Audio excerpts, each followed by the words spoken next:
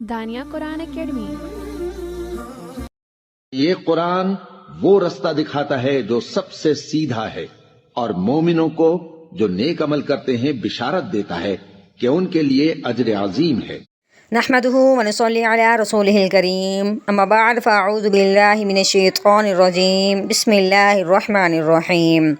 السلام علیکم ورحمۃ اللہ وبرکاتہ۔ امید ہے آپ سب خیریت سے ہوں گے، انشاءاللہ جہاں ہوں گے ایمان اور صحت کی نعمت سے مالا مال ہوں گے۔ ہاں جی، تو آغاز کرتے ہیں ہم اپنے آج کے سبق کا دعاؤں کے ساتھ۔ تو چلیے شروع کرتے ہیں۔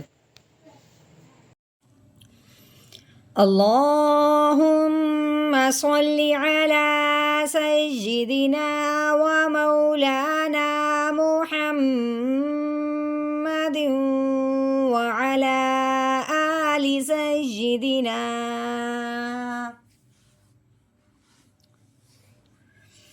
وعلى آل سيدنا ومولانا محمد وبارك وسلم۔ رب اشرح لي صدري ويسر لي أمري واحلل عقدة من لساني يفقه قولي۔ رب زدنا علما رب زدنا علما رب زدنا علما۔ اعوذ باللہ من الشیطان الرجیم، بسم اللہ الرحمن الرحیم۔ فتأتون افواجا۔ ہاں جی، آج ہم یہ جانیں گے کہ الف کو کن کن حالات میں، کن کن حالتوں میں حمزہ پڑھا جاتا ہے۔ یعنی کہ لکھنے میں تو وہ الف ہوتا ہے، لیکن ہم اس کو کیا کرتے ہیں؟ حمزہ پڑھتے ہیں۔ تو سب سے پہلے یہ دیکھیں کہ فا کے اوپر کیا ہے؟ زبر ہے، فا زبر فا۔ اب آگے تا کے اوپر بھی زبر ہے، آگے ہے الف۔ ہم نے یہ قاعدہ پڑھا ہوا ہے کہ الف سے پہلے حرف پہ جب زبر آ جائے تو اس الف پہ مد کا قاعدہ جاری ہوتا ہے، یعنی کہ اس الف کو لمبا کر کے پڑھا جاتا ہے، ٹھیک ہے۔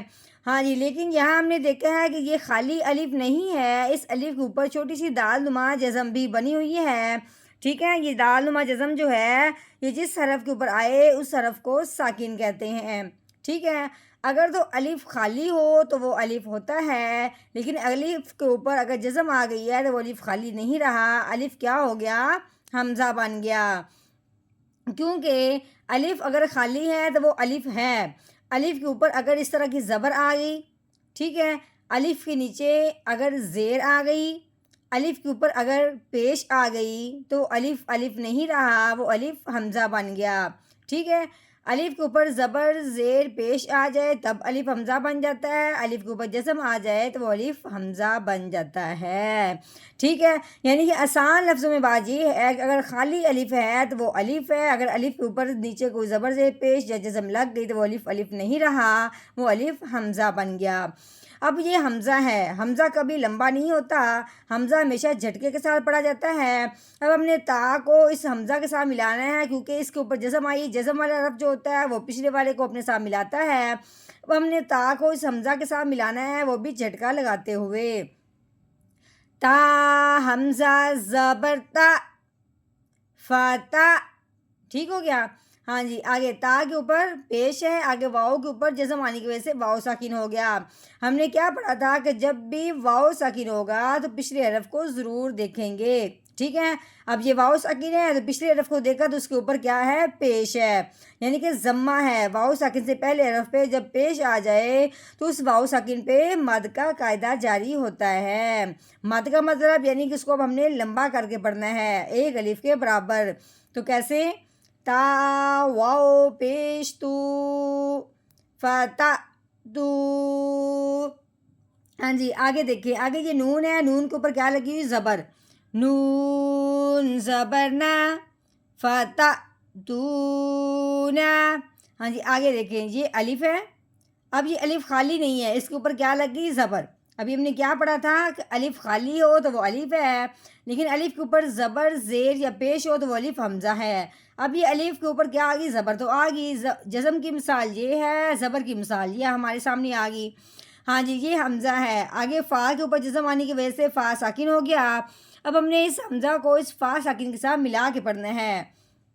حمزہ فا زبر اف, کیسے پڑھنا ہے, اف.